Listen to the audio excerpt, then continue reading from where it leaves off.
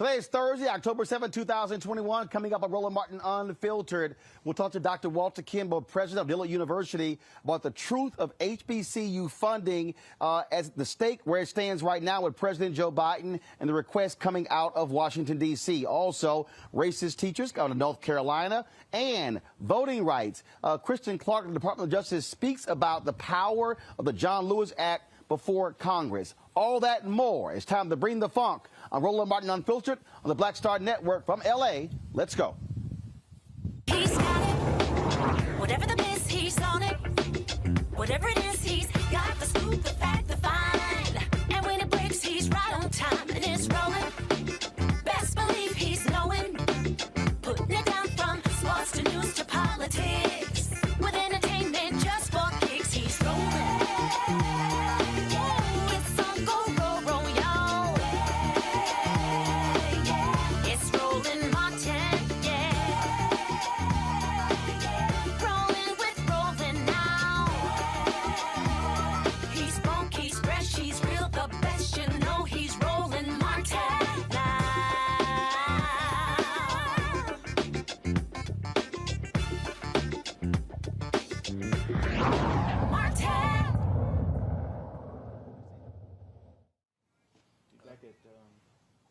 We talked about this yesterday all over social media. Lots of discussion about funding for HBCUs. Associated Press and Newsweek did a story saying that the Biden administration and Democrats were cutting from $45 billion to $2 billion for HBCUs. We now know that's not true. one of the folks who's been trying to correct a lot of these falsehoods about funding for HBCUs, especially over the last 4 years with Donald Trump, is my next guest, Dr. Walter Kimbrough. He's the president of Dillard University, retiring at the end of this year. Dr. Kimbrough, glad to have you back on Roland Martin Unfiltered on the Black Start Network. This is something that's big because this thing has been spreading like wildfire. People have been saying all sorts of different things. Here you go. Dems don't care about black folks. They're cutting $45 billion. And I had Leslie Baskerville on yesterday from NAACP. I had on Victor Santos from the Marshall Fund as well. And both of them said it wasn't $45 billion. And so, look, you are an HBCU president. Break down exactly what's going on with HBCU funding in these these budget proposals right now. All right. Well, first of all, thanks for having me, Roland. I appreciate having this opportunity. And just remind folks, I'm not retiring. I'm just transitioning. I'm doing the free agent thing. So we see where I end up. But it's been frustrating for me because I think there are some legitimate concerns that we have. But when people get out there and share all of this misinformation, it creates bigger problems. So, and I had a chance to listen to Leslie and Victor, so I thought they provided great information that people can listen to. But what President Biden did was come in and said, I really am going to have a robust proposal for HBCU. So he asked for lots of money. So when you hear the $45 billion figure, and I've seen anywhere from 30 to 50 billion, it's all over the place. But if we look at the $45 billion, so 20 billion of that is straight infrastructure. And as you've mentioned to people, it's HBCUs and MSIs, Hispanic serving, Asian Pacific, Native American. So there will be a portion of that for HBCUs, which will be significant.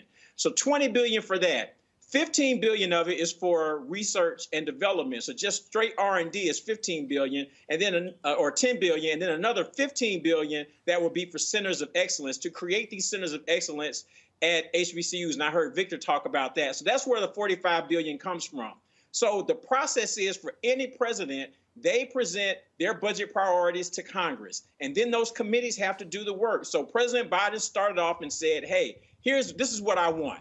Also, because this is getting lost too, he also wanted to help double the Pell Grant. And so his first salvo was to get it up $1,800. Okay, so that we aren't even talking about that because that would impact 7 million college students. So you have all that together. It goes to the committee. It's now with the Committee for Education and Labor, which is chaired by Bobby Scott. And now they have to do the work. And so when they go through the process and they're working together, they try to decide how much is Congress willing to spend. And that's when you start to have those cuts and they start to negotiate. So it goes back and forth. They'll have a run at it. The Senate will have a run at it. Then we'll end up with the final figure. So that's how the process works. The process always works like that. But it's hard to even get a number like that on the table if the president doesn't put it out there. Trump never put out big numbers like that. And every time we got an increase is because our friends in Congress said that's unacceptable. And so they added money to it. So that's the point, that we're going through the process like we always do. I think he shocked people because he came up with a huge number. And I think he set the table, which is really good for us. And now we all have to do our work to work with members of Congress and say, look, the president made this promise. Y'all need to help him make that promise come true. Also, again, we talk about funding. This is what Leslie and Victor discussed yesterday. You can't negate the funding that already came through two previous bills in 2021 already. The COVID bill, what was it, $6 billion? And then there was another billion plus? Right. So we've gotten over $6 billion in the last 18 months altogether. So you had some toward the end of the Trump administration for COVID. That was about $1 billion. And then you get another 2.6 that's a part of the work that President Biden has done. And then also add that it was approved at the end of 2020. Alma Adams did a lot of work with this as well. We had a number of HBCUs that had debts as a part of the HBCU Capital Finance Program. That was approved in the bill. The new Secretary of Education approved that to be wiped off the books. That's another $1.6 billion. So, yes, we're talking about $5 to $6 billion that HBCUs have received in the last 18 months. And reminding people, every year, annually, we only receive about $1 billion from the federal government. And as Victor rightly pointed out, it comes from lots of different buckets. So it's not just Department of Education. It's from agriculture. It's from defense. It's from interior. It comes from a lot of different places. But when you add it all together, it's only about $1 billion. So now we're talking about $6 billion already in 18 months. And in the Biden administration, Corinne Jean-Pierre did an interview with HBCU journalists. She said that's $4 billion of it is from them alone. So it's not like nothing has been done. There has been significant investments in HBCUs. We're now trying to play the long ball to say, how do we get significant investments that will last so we can really do some major infrastructure work, which the entire country has talked about infrastructure. So we're being consistent with what the president has talked about as a part of the campaign trail. You know, and it's real interesting, Dr. Kimbrough. You know, you always got to deal with these dumbasses out here. Some people don't want to say that. I'll go ahead and say it. I got some idiot on YouTube, Truth Seeker. Roland, how much do the Democrats pay you to do damage control? What the Democrats doing? No, it's called facts. See, this is real simple. If the funding was cut from $45 billion to $2 billion, we're going to tell the truth about what's going on here. The problem is when people are making stuff up. As a journalist, the first thing I said is, White House, is this true? What's the actual proposal? What's the actual number? What's going on here? The problem is you got a bunch of people out here, and again, and let me say it, the Associated Press story that was done, then the Newsweek story was done, were both wrong. I asked the most basic question to Leslie and Victor, and that is, of this so-called $45 billion, the way the story has been framed is it's being cut for HBCUs. Victor says no. That says HBCUs and minority serving institutions. I was blown away when he told me that my alma mater, Texas A&M, qualifies as an Hispanic serving institution. And so in this pot of money, you at Dillard will be going up against Texas A&M for the same pool of money. That's not protecting Democrats. That's called the damn truth. Right, exactly. And those are the kinds of nuances that we've got to be able to honestly talk about to make sure that does not happen. So you're exactly right. Those are the kinds of concerns that we have. The other thing, and I'm sure you'll appreciate this, we've got to have more diversity in terms of journalism because these AP stories are wrong all the time. There was one that a lot of people use to say Trump, saved HBCUs with $250 million a year.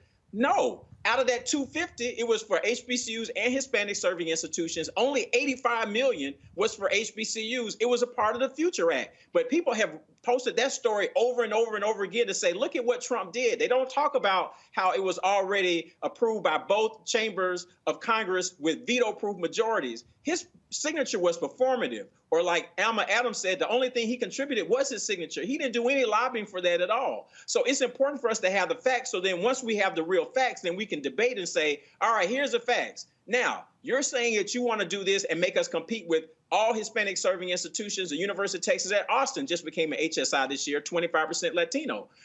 That's unacceptable. So we can have an honest conversation and debate. But when we start tossing in everything else, it's a problem. The last thing I'll say really quickly is that I'm always interested. These people come out of the woodwork complaining about what's happening for HBCUs, but nobody is advocating for us on a regular basis. The UNCF has created a platform that if you're concerned about this and want to do more than tweet, you go to the platform at uncf.org, /HBCU Ignite. It's really easy. It takes you a minute. You can write your Congress people. You can call them. You can tweet them and say, give HBCUs this money. That's part of the reason that the Future Act got passed, because we had 66,000 letters in 2 months telling Congress we want this Future Act to be passed. Right now, for this new HBCU Ignite, which focuses on infrastructure, we've only had 11,000 people do that so far. So if everybody's tweeting and they're on Twitter and using the Twitter fingers, go to HBCU Ignite as a part of uncf.org and help us lobby for this money.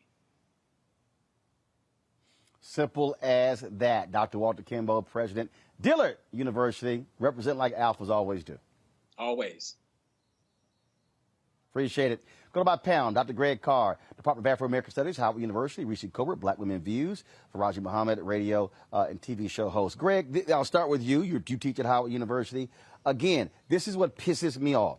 It pisses me off when, just what Dr. Kimbrough said, all of these stories, how Trump, even when Senator Tim Scott went on Face the Nation with that BS, talking about and he tweeted that how they guaranteed funding for HBCUs, like they protected HBCUs. No, it's an absolute lie. This story was a lie. And people have got to stop sitting here playing Mickey Mouse games here. They were not, again, first of all, it was laughable because HBCUs have never gotten $45 billion in 1 year from the federal government. Never. Not even close. So anybody who even believed that should have been smacked upside their damn head. But the thing, what you really have here is people who do not want to do addition. I've got these fools, and Reese is going to talk about that, of course. These idiots going, see, you got a so-called HBCU graduate as vice president. Well, dumbasses, the money, they've gotten more in this 1 year out of this administration than they got in 4 years of Trump. Facts are facts. As they say, Greg, ball don't lie. No, ball don't lie. Again, the value of the Black Star Network and Roland Martin Unfiltered specifically, the truth has to come out. I mean, and the truth is this. Most of our HBCUs in the South have been held hostage by these white nationalist Republican legislatures. My alma mater, Tennessee State, as almost $600 million is the tally that has been shorted since the 50s just on state appropriation because the federal government gave matching funds. Remember, the public HBCUs, most of them are moral land grant institutions. And so there's a bucket of money that has always come from the federal government, either directly or, as Walter says, President Kimbrough, through Pell Grants. But of course, what you've done there, Roland, is put this issue where it needs to be put. The challenge now will be in budget reconciliation. As President Kimbrough said, Bobby Scott is going to have to go to war on the language of this. Alma Adams has spoken out on this, and she's spoken out on it on the airwaves here with you. And we've heard even Brother Williams, the head of the Thurgood Marshall Fund, make this point. These HBCUs should not be competing with MSIs. As you said, they are being classified that way. There shouldn't be one pot of money, and there's a hunger games between HBCUs, MSIs, and tribal colleges as well. But that's an issue down the road. What we have to keep our eye on is that the Biden administration has indeed greatly increased in terms of a projected number, the money available. But the real war that Brother President was talking about is going to be the war, the devil in the details, to get HBCUs out of that pool because they're not going to be able to trump, lack of a better term, the MSIs, because a lot of those MSIs are, in fact, white-facing institutions that are going to try to grab that money up. Reese, you talk a lot about the deliberate misinformation that is happening in our community. You frankly blew up on social when you were battling the misinformation dealing with then Senator Kamala Harris. And that's what we see here. This discussion is not about protecting Democrats, protecting Biden, protecting Harris. No, it's called protecting the truth. And that is telling people what's real and not the BS being spread in memes and these stories that are going around. That's what this is all about. It's called the truth. Well, this is exactly what I said was going to happen when I saw the Newsweek story. I said, this is a horrible idea, and once this is memeified, good luck trying to explain the nuances and the context behind this. I mean, Dr. Kimbrough broke down where the $45 million came from. I think it's important to put this in the context that we're talking about $3.5 up to $3.5 trillion of additional infrastructure spending. And so $45 billion is a drop in the bucket of trillions of dollars. So I don't think that part should be lost here. I mean, as Dr. Kimbrough and you pointed out, this was for a variety of things. It wasn't just a pot of money. It was specific set-asides that this was intended for. And I think when it comes to the discussion about funding for HBCUs and minority-serving institutions, it's always conflated. Even the $2 billion number is not strictly just for HBCUs. So I think that the problem is the devil is in the details. The problem is the context always adds additional knowledge to it that doesn't sound as inflammatory as a headline or what you can fit in a tweet. And so I think it's important that, you know, constituents, as Dr. Kimbrough pointed out, still advocate for additional funding, advocate for if the $2 billion is the number, then make sure that all of that $2 billion goes to HBCUs. So, I mean, I think labeling the Newsweek article misinformation is probably a step further than what I'm willing to go, because there was a $45 billion number put out there, but some of the context was lacking, and people did not distinguish between the fact that that $45 billion was not a cut to existing funding. It was a cut to the proposal that was initially put forward by the Biden-Harris administration. And that wasn't over a year, that was over 10 years, like the infrastructure package is for. So there are a lot of things that are working against the perception of Democrats' priorities, the perception of how HBCUs and Black voters are valued. But the bottom line is, if you're explaining, then you're losing. And nuance is lost in memes. Democrats always lose the messaging war. And there are people that really don't give a damn about HBCUs that are having a field day with it, because it's something that is very easy it's a big number to throw out there and say, look, $43 billion was cut. It's not a cut to anything that already exists. It's a cut to the idea of how much money HBCUs, along with minority serving institutions, we're going to get for a variety of things. But that's a very, very difficult argument to make in a very soundbite, 280 character headline meme society. So I think that what Democrats should do is listen. Like I said, it's a drop in the bucket of trillions of dollars. I'm not saying you get all the way back up to the $45 billion number, but find some more money for HBCUs. And if you're not going to do that, then you're going to spend a lot of resources and a lot of time just batting down this particular story. And there are going to be probably 100 more stories to come from. But one of the things that Trump was strong on, which was complete bullshit, was the notion that he was supportive of HBCU. And I was the one who was saying over and over again, well, he's taking credit for the funding that Vice President Kamala Harris fought for in the Senate and Congresswoman Alma Adams fought for in the Congress. But this is an area that the Republicans have been successful in messaging that they are supportive of HBCUs, at least on the federal level. So the Democrats are going to have some work in trying to undo this perception. And I think they should try to find more money. And that's not just as an optics thing. That's because HBCUs, as you covered a couple weeks ago, there are many institutions that need the infrastructure funding because of the capital expenditures that they need to make. Mm-hmm. But the thing, Faraji, here that we have to deal with, and this is where the nuance comes in and why this matters, is because you have to know, first of all, what the hell you're fighting for. You've got to have a baseline to operate with. So first of all, if you don't know what the real number is, what the real budget number is, then when they start talking about how to make cuts, because here's the deal, Biden's initial plan, a $3.5 trillion plan over 10 years. That's right. $350 billion a year. When you have Democrats now saying, like Manchin, Sinema, scale that back, but when they say scale it back from 3.5 billion to 1.5 billion, guess what that means? Everything in the plan gets scaled back. Right. Everything. So we have to have a baseline to work with, and so we need to know what the number is. So to Dr. Kimbrough's point, you should be calling and emailing, not sound like a damn fool and trying to call Capitol Hill going, put the $45 billion back. Right. That's not going to happen because it's not going to happen. Okay? If I had a $3.5 billion proposal for 10 years, and then I need to get the votes, and the folks say, we are not going to support anything over 1.5 or low as 1.2. Guess what? You ain't getting 45. So you need to know what the number. And here's the other deal: you ain't getting the 45 HBCUs because it doesn't just include HBCUs. Santos said yesterday, well, there are 101 HBCUs. There are 569 Hispanic serving institutions.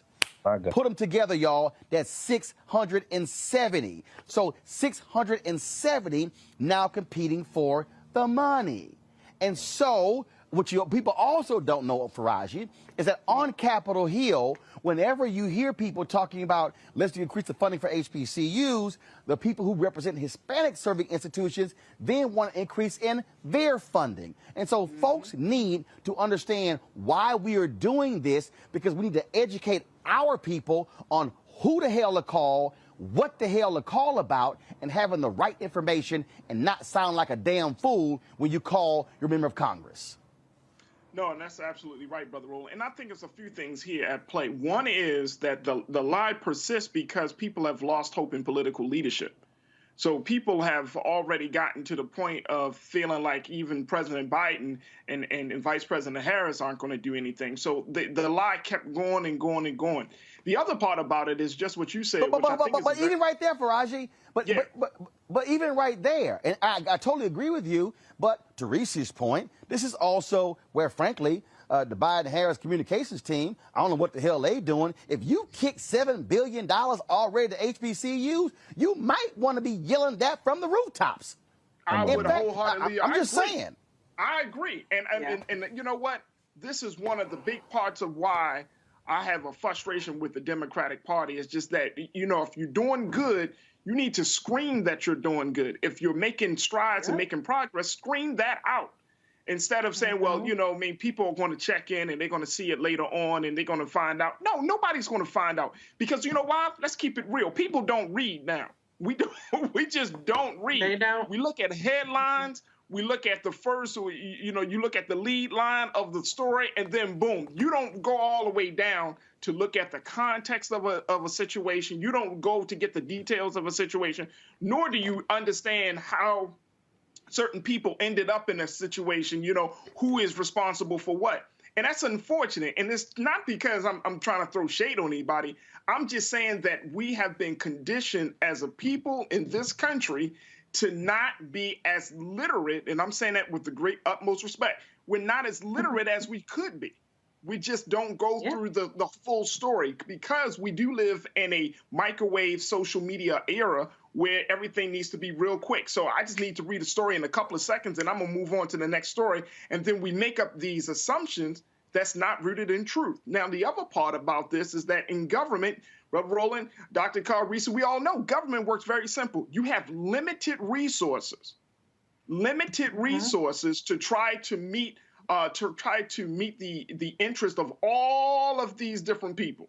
So you got black people, yes, but black people ain't the only ones in America. We got to talk about the Latino community. We got to talk about the Asian American community and the interest that comes with that. And you have people in Congress that represent all of these different interests that are going to want a piece of the pie, especially those who are not a part of the majority of this country. So we're going to have to look at that. Then the final point is this. As much as we're talking about what the government is doing on the HBCU side, let's have a bigger conversation about getting black children and black students enrolled in HBCUs. We would not have to be in this conversation. Dr. Carr, I'm sure you have these discussions all the time at Howard. You don't have, when we're talking about, whether you're talking about Morgan or Howard or whoever, you got to talk about, well, how do we get black students to see the value and the importance of HBCUs in 2021? What does that actually mean? Can these HBCUs go out to the high schools and create, or even take the 101 HBCUs and come up with a real campaign to get people excited about going to an HBCU, and regardless of what part of the country you're in? And see, because I've seen it and I've talked about it, in Morgan State University, the enrollment numbers need to hit a certain match. But see, again, if we don't support the HBCU institution as a people, then that leaves us open to begging and hoping and putting our hands out to the government saying we need to. No, the support needs to come in if the HBCU is doing its job, which they are doing. Then that means that generation after generation should be invested in HBCUs. Now, will all black children go to HBCUs? No.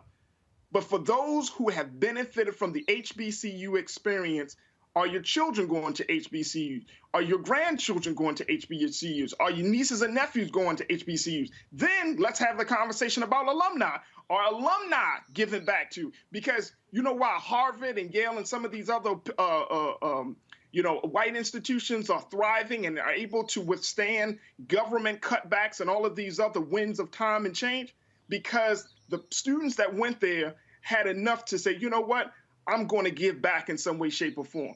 And unfortunately, and I've seen this at Morgan, we just don't have that as a part of our culture enough, where alumni and students that have gained from the HBCU experience will actually give back. So we have a lot of dynamics. This is not just about President Biden. This is really a reflection on us, because we keep putting HBCUs in a vulnerable position. And when they start to close down, when 101 goes to 198 and 90, and when they start to close them, man, what are we going to do about them HBCUs? They closing down.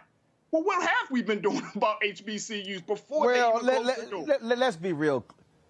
And let's be real clear. It's a lot of people that don't give a shit about HBCUs. I mean, let's stop sitting here.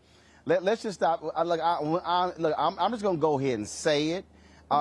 And if there's anybody out there who love HBCUs and went to HBCUs and y'all tried that crap on me before, you can't say nothing because you went to Texas A&M. Actually, I can, because Texas Southern University is right across the street from my high school, Jack Yates High School. Prairie View A&M University is 50 miles down the road from where we are. And the fact of the matter is here, okay? And I ain't got a problem saying it. The only other person other than Tom Joyner the only other person who's done more in terms of advocating for HBCUs on a black platform is Tom Joyner.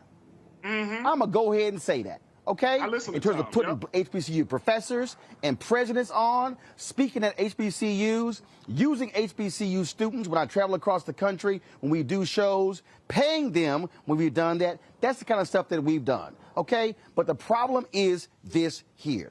There are people who are sitting their happy asses at home retweeting these stories. Y'all don't watch this show. Y'all watch all this other crazy stuff. You don't know stuff. And you're not literate. And to Reese's point, I'm going to tell you right now, Jamie Harrison, the head of the Democratic National Committee, the comms people for President Biden, the comms people for Vice President Harris, the comms people for Speaker Nancy Pelosi, who still hasn't come on here, the comms people for Majority Leader Senator Chuck Schumer, the comms people for the CBC.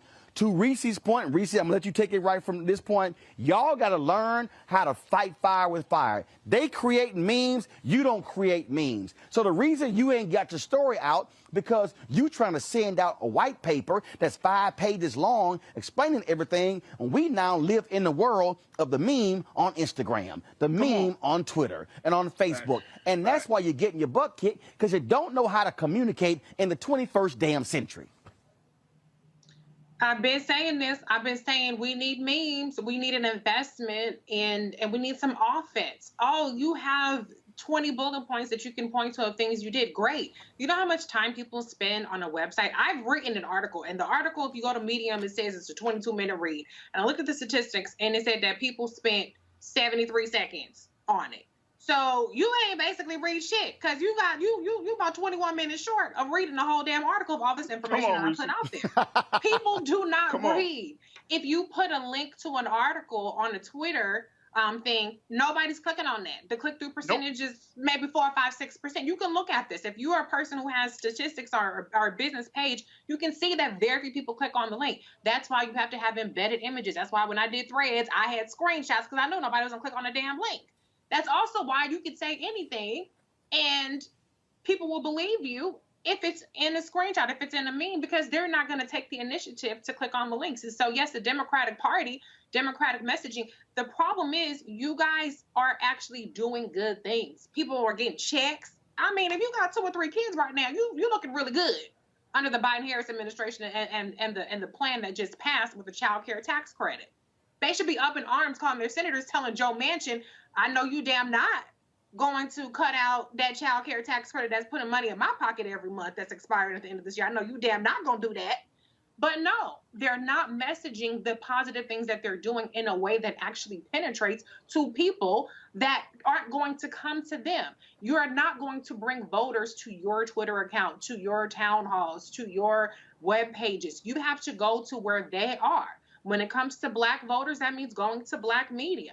No, it's not Rachel Maddow. No, it's not Anderson Cooper or Chris Cuomo. That's not where a lot of Black people are getting their news. They're getting it from radio, from Black media, Black streaming services, Black social media. You learn, you know where the shade room is when you want to say, go register to vote. Well, you need to be going to the shade room for all this other shit too. So you cannot only campaign during the campaign season. You have to campaign 24/7. That's what Republicans do. You have to be on the offense 24/7, and you have to be on the offense with a variety of tactics. Just simply ignoring the memes, just simply saying people are stupid, they don't know any better, or, oh, well, that's a lie, is not good enough. You have to push back very forcefully, and you have to give people an affirmative message. Because if you let the opposition define you, it's too late by then. I've already seen this whole notion of HBCU funding being cut, being weaponized.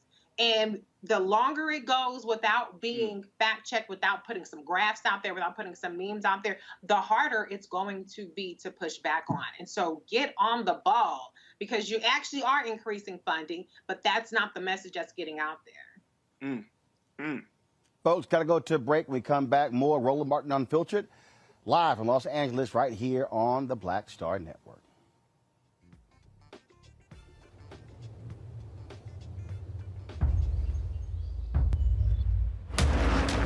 Bring my shades.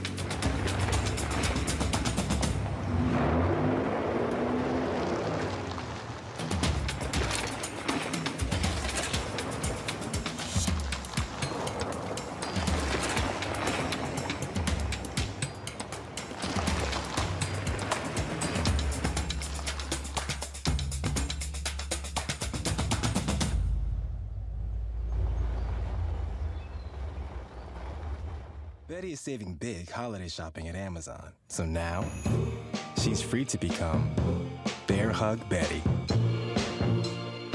Settle in, kids. You'll be there a while. Ooh, where you going?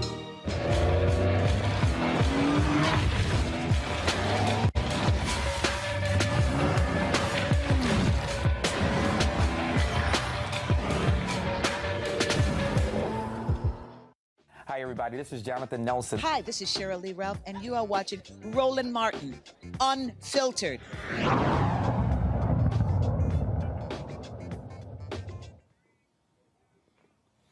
All right, folks, glad to have you back here on Roland Martin Unfiltered here on the Black Star Network. Kristen Clark, who heads the Civil Rights Division for the Department of Justice, she testified on Capitol Hill this week about the importance on the John Lewis Voting Act. Here's what she had to say.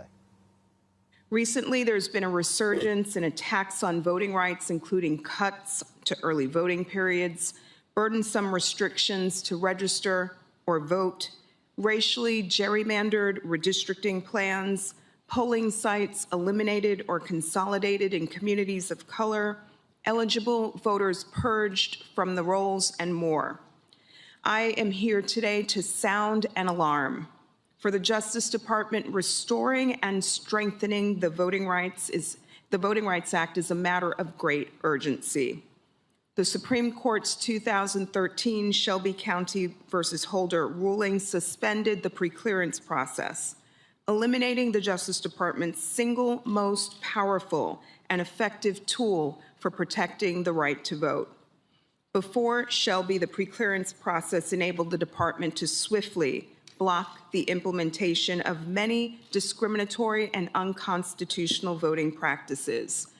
Through Section 5, the department blocked over 3,000 voting changes, helping protect the rights of millions of citizens. In over 60% of blocked voting changes, there was evidence of intentional discrimination. We also know that the preclearance requirement deterred many jurisdictions from adopting discriminatory changes in the first place. Too many jurisdictions have viewed the Shelby ruling as an invitation to adopt rules that disadvantage minority voters. Today, jurisdictions that want to restrict voting rights have what the Supreme Court memorably described the advantage of time and inertia. These new laws can be challenged only through long, protracted, resource-intensive, case-by-case litigation, which we have pursued in states like Texas and North Carolina. We are on the cusp of another potentially transformational moment. A new redistricting cycle has commenced. 2020 census numbers show the U.S. has become an increasingly diverse nation, with population growth attributable to increases in the number of people of color. Absent congressional action, this redistricting cycle would be the first in half a century without the full protections of the Voting Rights Act, and jurisdictions may be poised to dilute the increased minority voting strength that has resulted from these natural demographic changes. Without preclearance, the Justice Department will have limited tools to obtain documents and to assess where voting rights are being restricted, thereby hampering enforcement efforts. The John Lewis Voting Rights Advancement Act addresses several of the barriers I've referenced, which are impeding the department's efforts to protect American citizens' right to vote.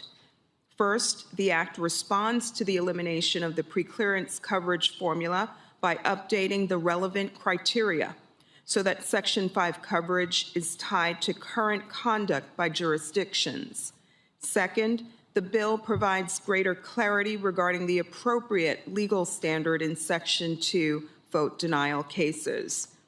Third, the legislation gives the department authority to compel the production of documents and materials relevant to investigations of potential voting rights violations.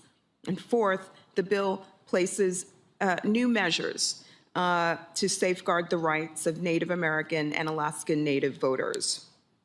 In 1965, Congress enacted, and in 1975, 1982 and 2006 reauthorized a statute that provided the strong medicine needed to remedy voting discrimination and to enforce our Constitution's commitment to ensuring that no citizen's right to vote would be abridged on account of race or color. Congress must act now to restore the Voting Rights Act, to prevent us from backsliding into a nation where millions of citizens, particularly citizens of color, find it difficult to register, cast their ballot, and elect candidates of their choice. The Justice Department welcomes this opportunity to work with Congress to revive this bedrock civil rights law. Joining us right now is Marcia Johnson-Blanco. She's co-director for the Voting Rights Project for the Lawyers Community for Civil Rights Under Law. Marcia, glad to have you back on Roland Martin Unfiltered. Here's what's happening right now.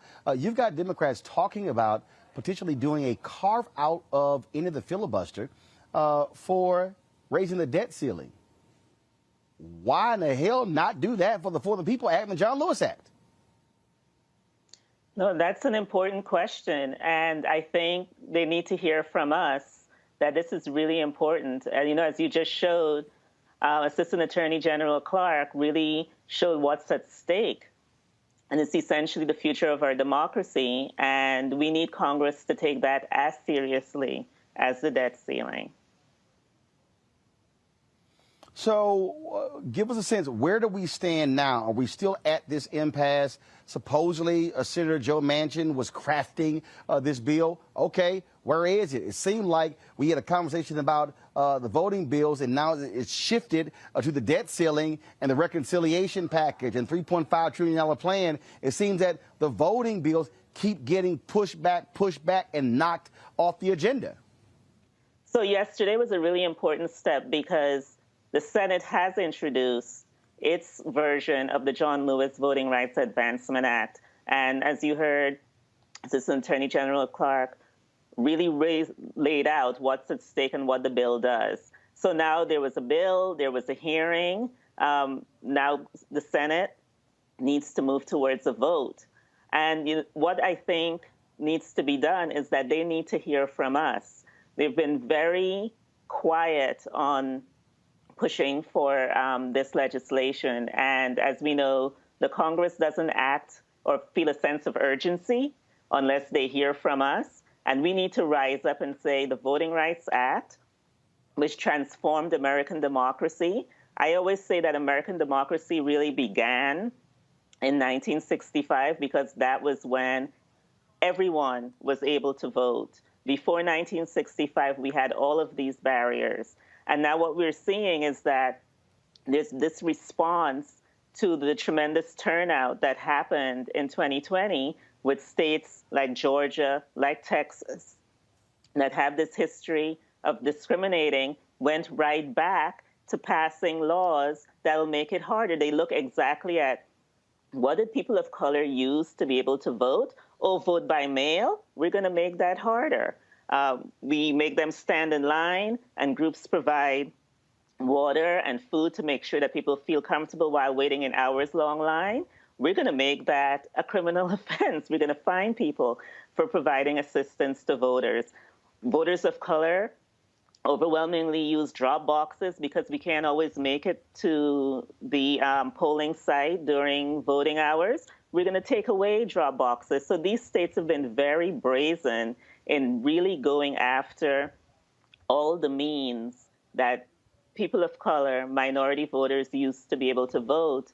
And now we really need Congress to step in and say, no, we are not going to allow this to happen. The Supreme Court has already taken away the force of the Voting Rights Act in 2013, getting rid of the formula. So now Texas and Georgia and North Carolina and Arizona and states that were subject to federal review no longer have to do that. And we see what they've done. They're passing these really onerous laws. And then this year, the Supreme Court again really hampered the Voting Rights Act by not allowing us to make it more difficult for us to be able to bring litigation under the nationwide provision of the Voting Rights Act.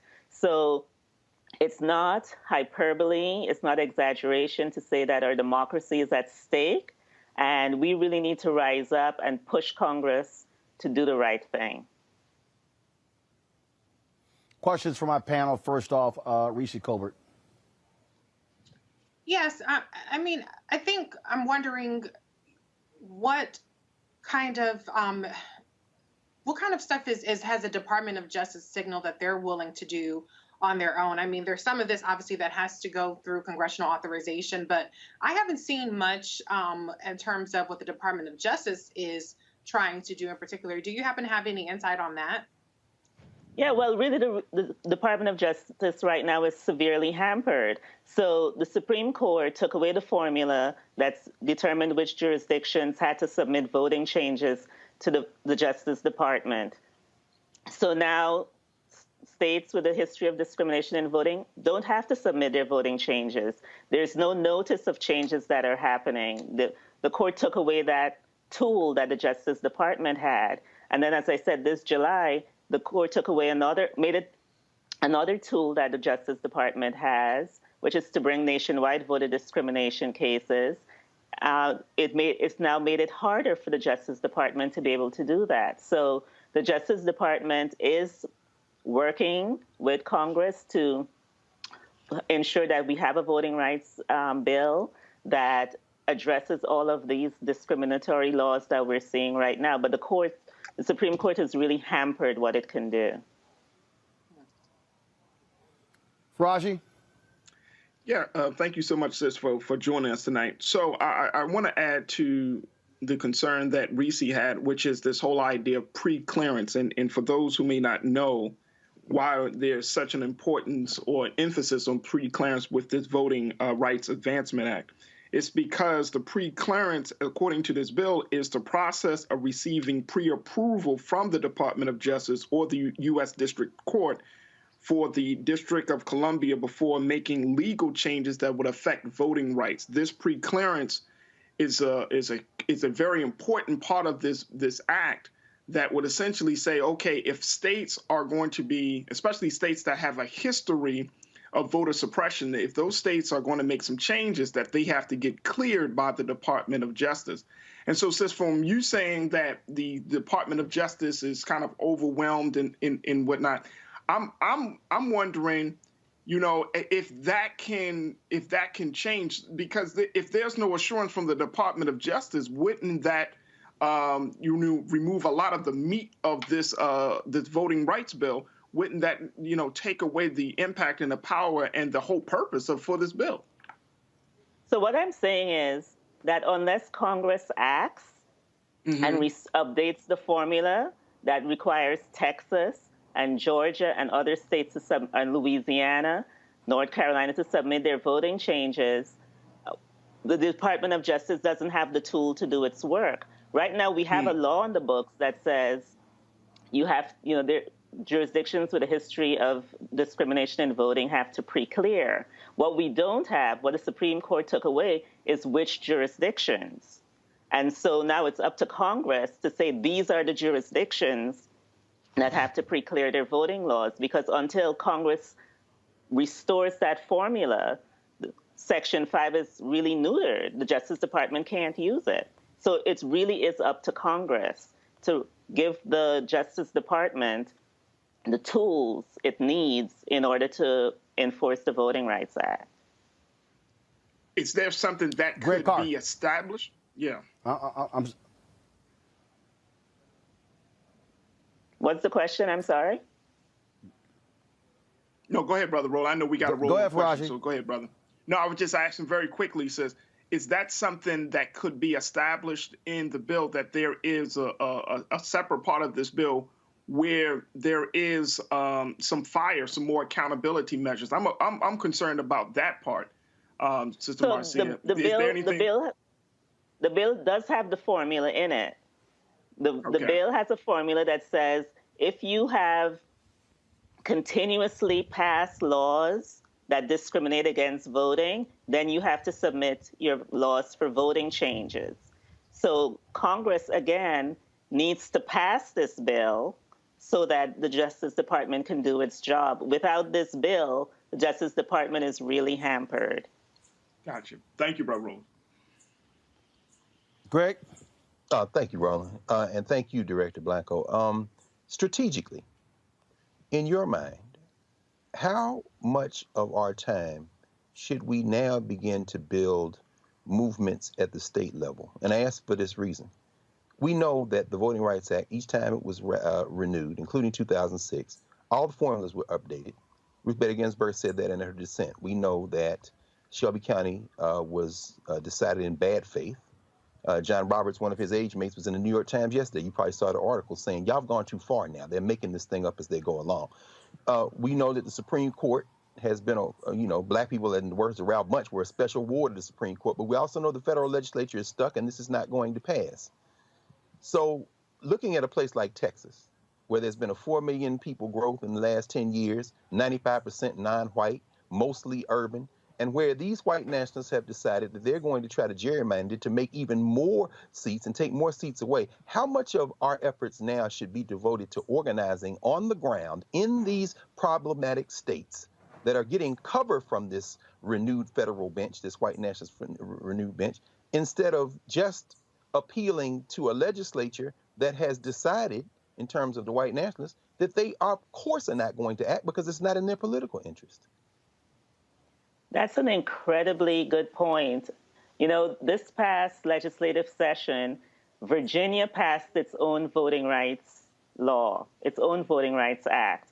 So now, if Virginia wants to make a voting change, the legislature there has to submit that change to the state attorney general. And so other states can follow Virginia's example. You're right that, there's the fight on the federal level, but there's more that could be done on the state level. We have hundreds of bills that have been introduced. We know about the ones that have been introduced to make it harder to vote, but twice that amount have been introduced to make sure that voters have access to the ballot. And so you're extremely correct that we need a two-pronged strategy. I do think we need to continue to put pressure on the Congress, but there is a lot that we can do on the state level, and I think Virginia's Voting Rights Act shows what can be done. Thank you. All right, then. Well, look, we certainly appreciate the work the Lawyers Committee for Civil Rights Under Law do. We're going to be live streaming your annual gala. It's going to be virtual again this year. We'll be live streaming that October 21st right here on Roland Martin Unfiltered and the Black Star Network. And so we certainly look forward to that. Marcia Johnson Blanco, thanks a lot. Thank you. Thank you for your support of our work. All right. All right. Thank you very much. All right, folks, got to go to another break. You're watching Roland Martin Unfiltered right here on the Black Star Network, live from Los Angeles.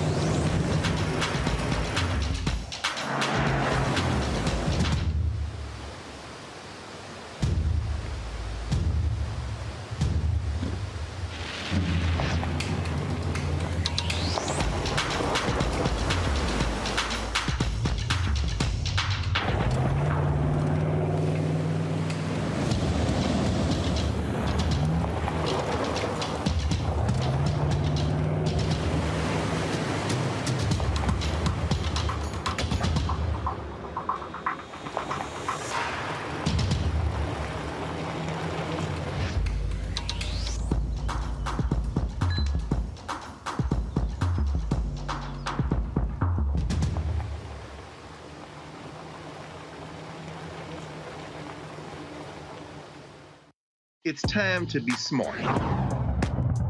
Roland Martin's doing this every day. Oh, no punching! Thank you, Roland Martin, for always giving voice to the issues. Look for Roland Martin in the whirlwind, to quote Marcus Garvey again. The video looks phenomenal, so I'm really excited to see it on my big screen. Support this man, Black media. He makes sure that our stories are told. See, there's a difference between Black Star Network and Black-owned media and something like CNN. I got to defer to the brilliance of Dr. Carr and to the brilliance of the Black Star Network. I am rolling with Roland all the way. Honored to be on a show that you own, a black man on the show. Folks, Black Star Network is here. I'm real revolutionary right now.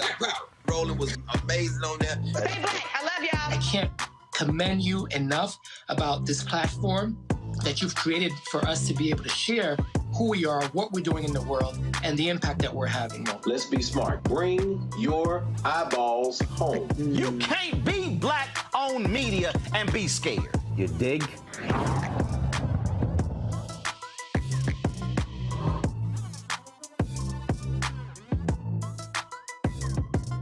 Maureen is saving big holiday shopping at Amazon. So now she's free to become Maureen the Merrier. Food is her love language, and she really loves her grandson. Like, really loves.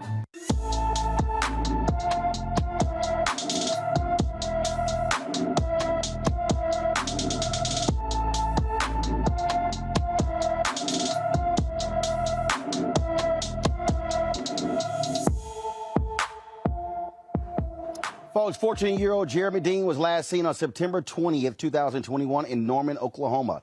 The 5 feet 4 inch, 140-pound teenager has brown hair and brown eyes. If you have any information about Jeremy, please contact the Norman, Oklahoma Police Department at 405-321-1444, 405-321-1444.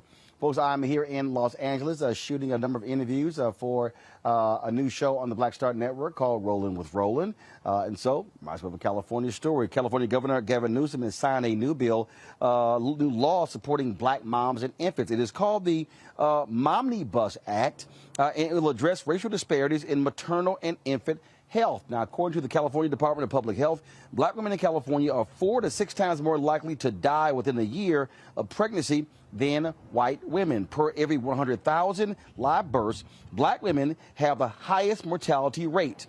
56.2% of black women died, 13.3% of Asian Pacific Islander women passed away, 11% of Hispanic women, and just 9.4% of white women per 100,000 live births. Now, according to the CDC, nationally, black and American Indian women are 2 to 3 more times more likely to die from pregnancy-related causes compared with white women. The Momnibus Act will establish a fund to grow and diversify the midwifery workforce, extend California's Medicaid coverage for doulas, and extend Medicaid eligibility for mothers experiencing postpartum depression from 2 to 12 months.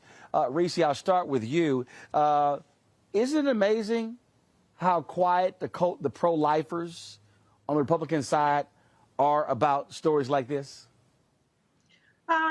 Of course, it's amazing. I mean, they're not really about black life, that's for sure. And tackling the racial disparities in terms of maternal and fetal deaths is not something they're at all interested in. They're only interested in regulating bodies. I want to congratulate Governor Gavin Newsom for signing this. Obviously, it went through the California legislature, but I'm going to have to take a personal privilege here and point out that this is an issue that has been championed by Vice President Kamala Harris. This is something that she spearheaded in the Senate, introducing the first ever legislation to tackle black maternal mortality. She's really been on the forefront of this.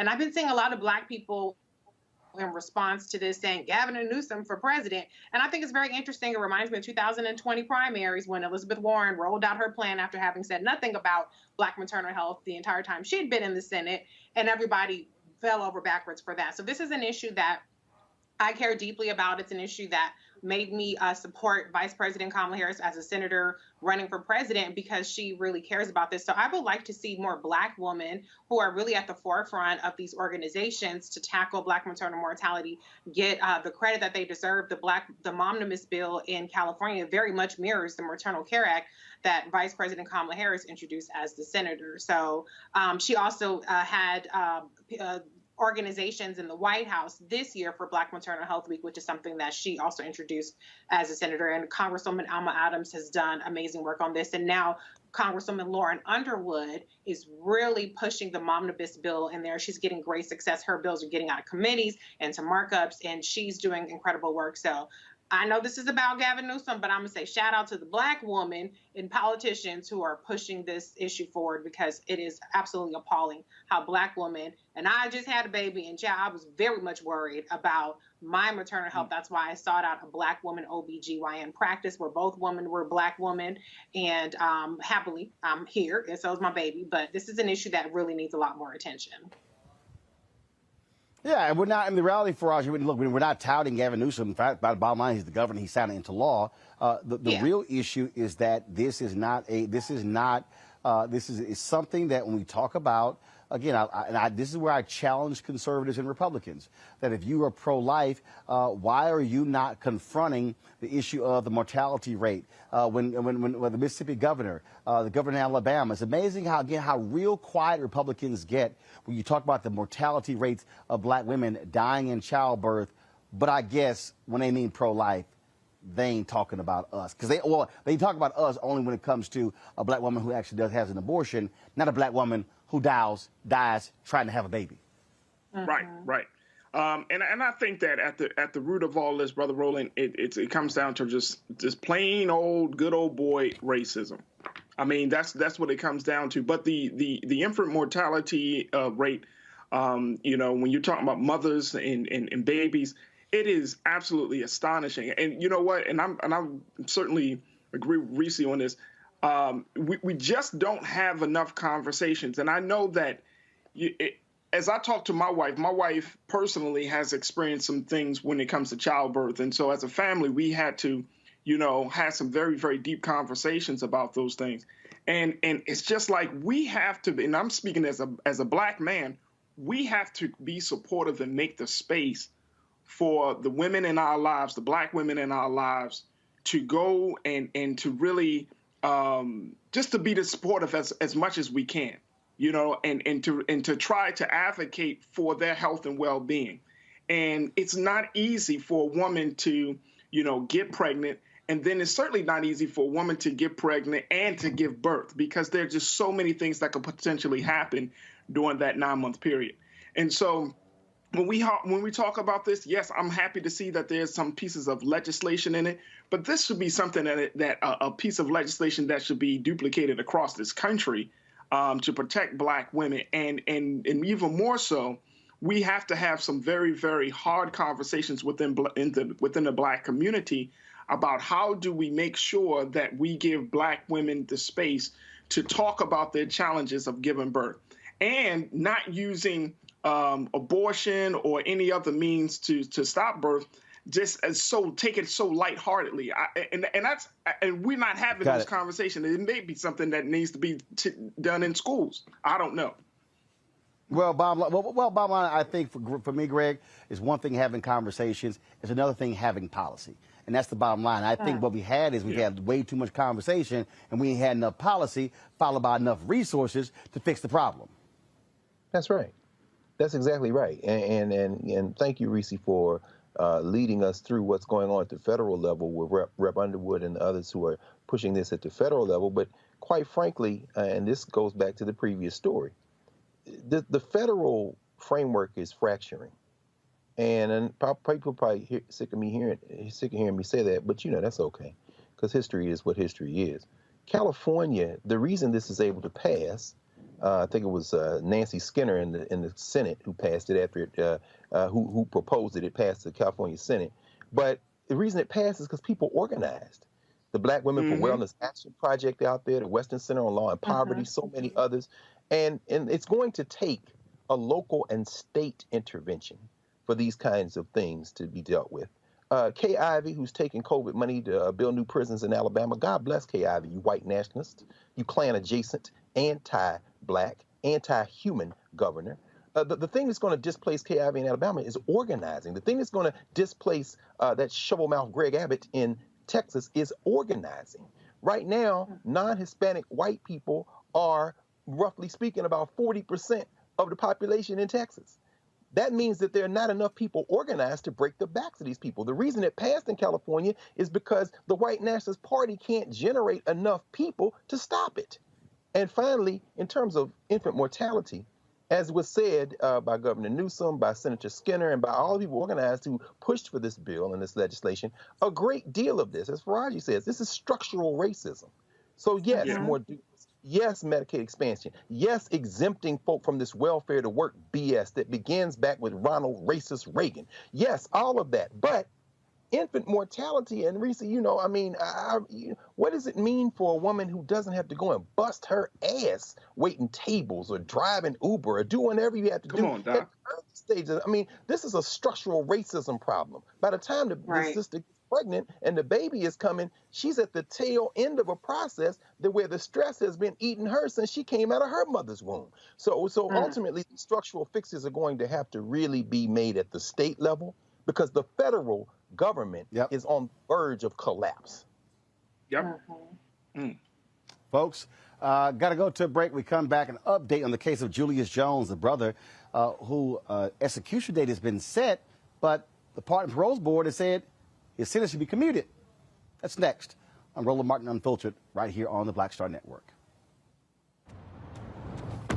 Oh, that spin class was brutal. Well, you can try using the Buick's massaging seat. Oh, yeah, that's nice.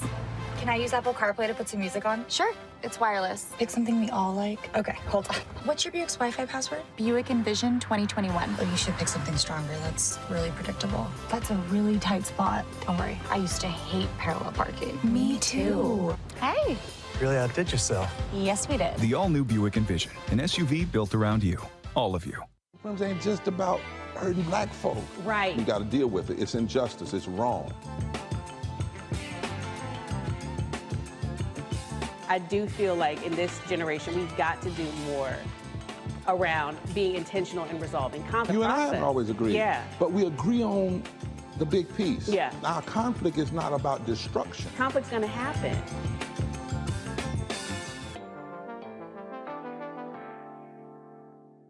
Hello, everyone. I'm Godfrey, and you're watching Roland Martin Unfiltered. And while he's doing Unfiltered, I'm practicing the wobble.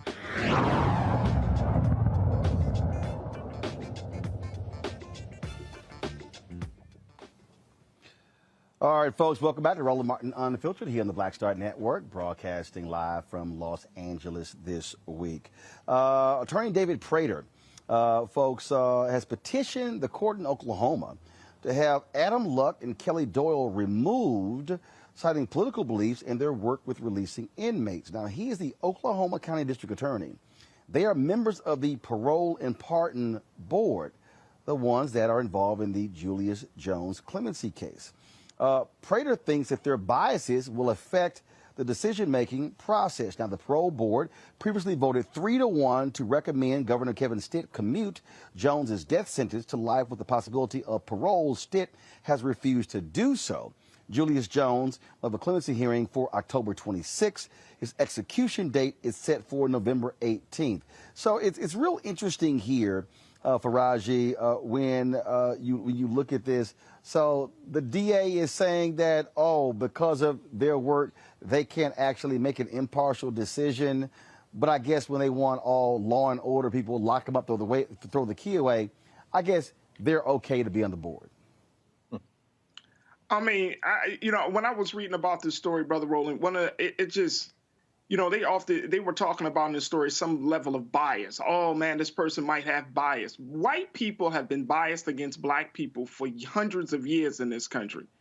And we're talking about a situation that is circumstantial at best with Julius Jones. But to talk about somebody's bias because of, of a tweet that a person sent out or anything. I mean, look, the fact is, and this is what I see happening in this country, white people are becoming more and more upset because of the inevitable rise, and I'm speaking of the consciousness and the awakening that black people in this country are having. And so when we're getting involved with these cases, we want to see freedom. We want to see justice.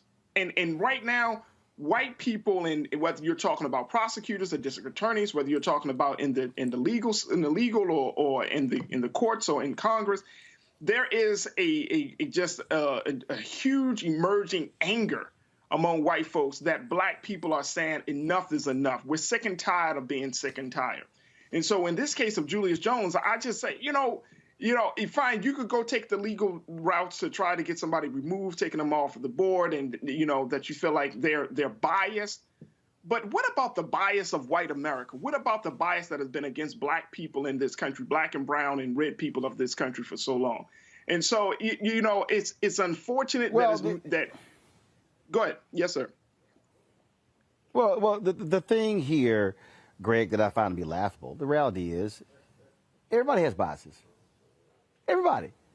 There's no, look, I'm a journalist. There's no such thing as objectivity. It doesn't exist.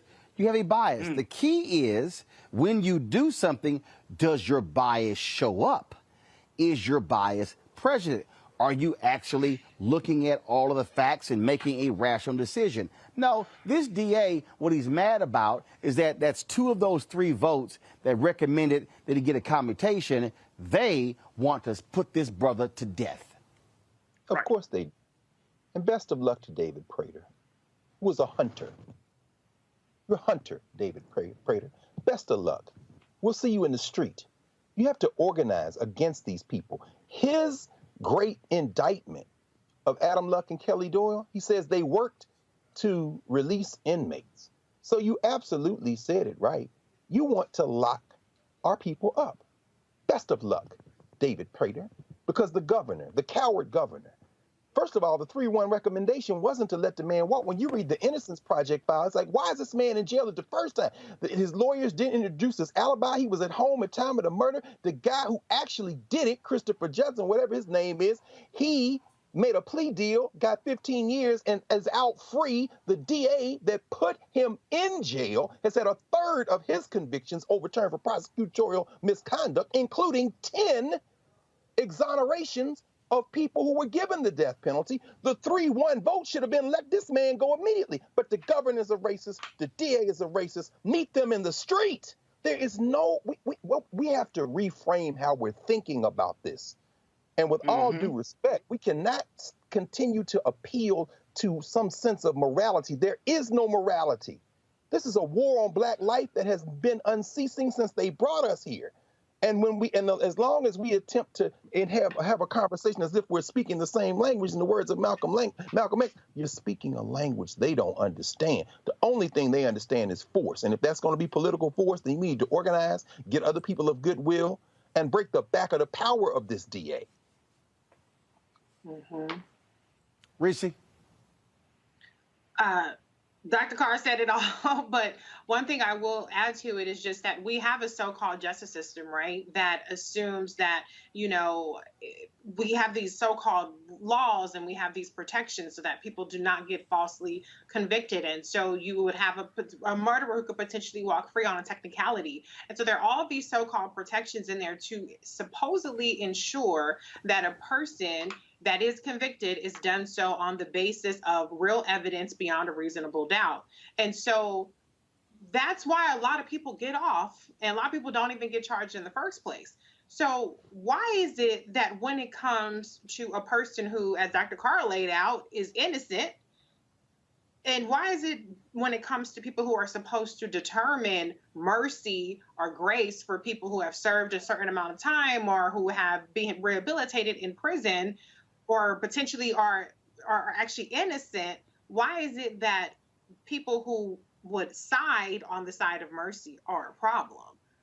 That is because it's not about justice. It never has been about justice. It's been about revenge, and it's been about, for some people, power and the lust for power and the way that they can exert that power over Black lives. The fact that this person is innocent is actually a feature, not a bug, because your innocence or guilt has absolutely no bearing on whether or not you have these prosecutors who are all about, you know, like I said, terrorizing and abusing and seeking their revenge and their superiority over Black people. So you can't appeal to them on the basis that he's innocent, because that's actually even better if they're innocent, because it just shows the power of the system. It shows the power of white supremacy, that it's not about evidence. It's about what the hell we want to do, and we can get away with it. Ain't a damn thing you can do about it.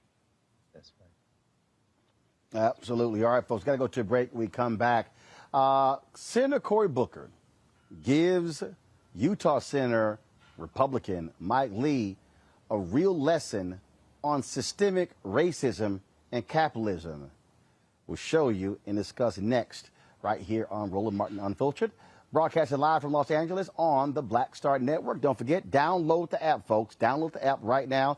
If you have not downloaded, all platforms, Apple TV, Android TV, Apple phone, Android phone, Roku, Samsung, Xbox, all the platforms. Be sure to download the Black Star Network app. Also, support us in what we do by supporting this show by joining our Bring the Funk fan club, Cash App, $RM Unfiltered, PayPal.me/R Martin Unfiltered, Venmo.com/RM Unfiltered, Zelle, Roland@RolandSMartin.com, Roland@RolandMartinUnfiltered.com. Be right back.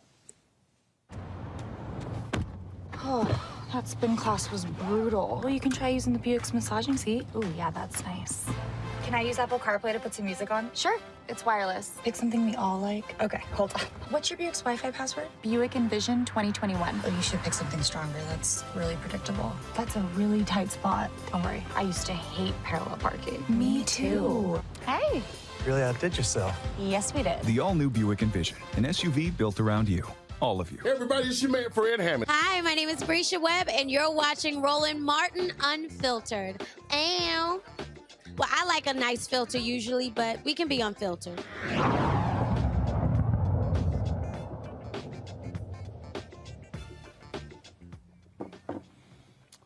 All right, so Shalonda Baker has been nominated to run the Office of Minority Economic Impact by President Joe Biden. Well, Republicans are not happy. Utah Senator Mike Lee is blocking her appointment because he doesn't like comments that she has made in the past about systemic racism in our capitalistic system. Well, he had to get educated on the floor of the United States Senate by Senator Cory Booker. Watch this. I would ask unanimous consent that the Senate proceed to Shalonda H. Baker to be the Director of the Office of Minority Economic Impact in the Department of Energy, that the nomination be confirmed. Is there objection? Ms. Baker stated the following, and I quote, "As we move into this new future, we must also remember that a just transformation of our energy system requires a careful interrogation of the racist capitalist politics that currently drive it. We must expose, then eradicate these underpinnings," close quote. I oppose Ms. Baker's nomination, and I object. The objection is heard. Mr. President. Senator from New Jersey. There is a difference between saying I am against capitalism and I am against racist capitalistic policies. That's a big difference. We are a nation that exploded forth to be the dominant economy on the planet through the capitalist system. But the capitalist system was not fair and equal all the time. In fact, it did not reflect what Adam Smith himself in his essay on moral sentiments talked about. Capitalism is an ideal that the best way to distribute goods and opportunity is through this idea of a free market where everyone has access. Clearly, that has not been the case in this nation. I know this from my own family story about my father here in this area coming after college and being the first black person hired by a small tech company the president may have heard of called IBM. First black salesman in the entire Virginia area. As walls were broken, my father told me the story of why he left his company that he was working with because one of his managers said, "You should get out of here because no nigger is ever going to be allowed to be a manager at this company." That's racism. So here's a nominee who, in the context literally that my colleague read, racist capitalist policies, no one can deny that these policies existed in our country and that the free market system hasn't been free. In America, 1 in 3 households are energy insecure, meaning that they have difficulty paying their energy bills. And research has unfortunately shown that low-income households, disproportionately black and brown households, are more likely to be energy insecure. Energy justice isn't something we talk nearly enough about. And that's why Ms. Baker's role is so important. There's an urgency right now to create deeper community in this country and to ensure that everyone has the fruits of liberty an opportunity. It's what we swear an oath to. It's what Ms. Baker's job is all about, is making reels on the words of our united pledge that we will be a nation with liberty and justice for all.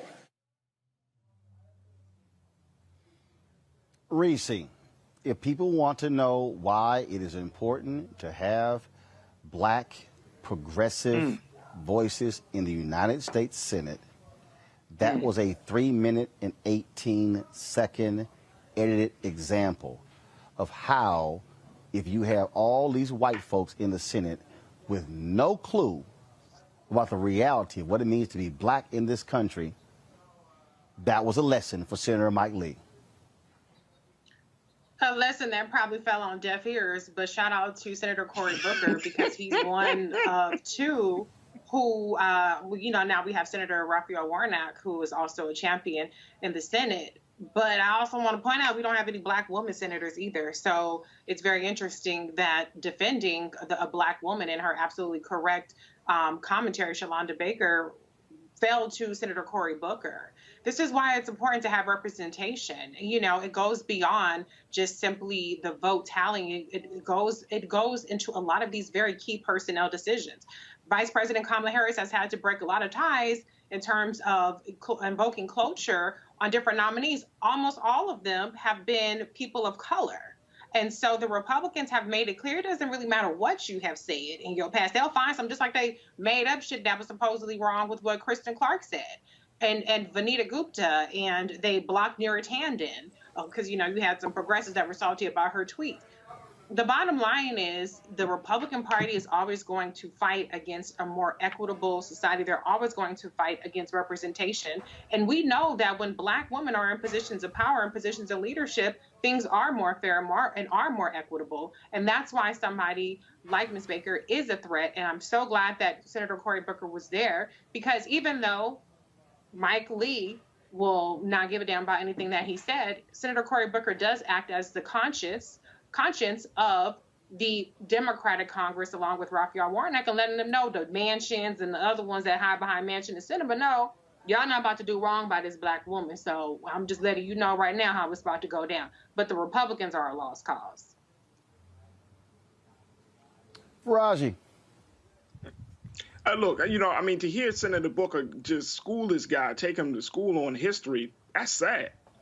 That's the sad part about it is, you are a paid elected official, and even as a paid elected official, a white paid elected official, you get just shook up and get all discombobulated by somebody calling policies racist and capitalist.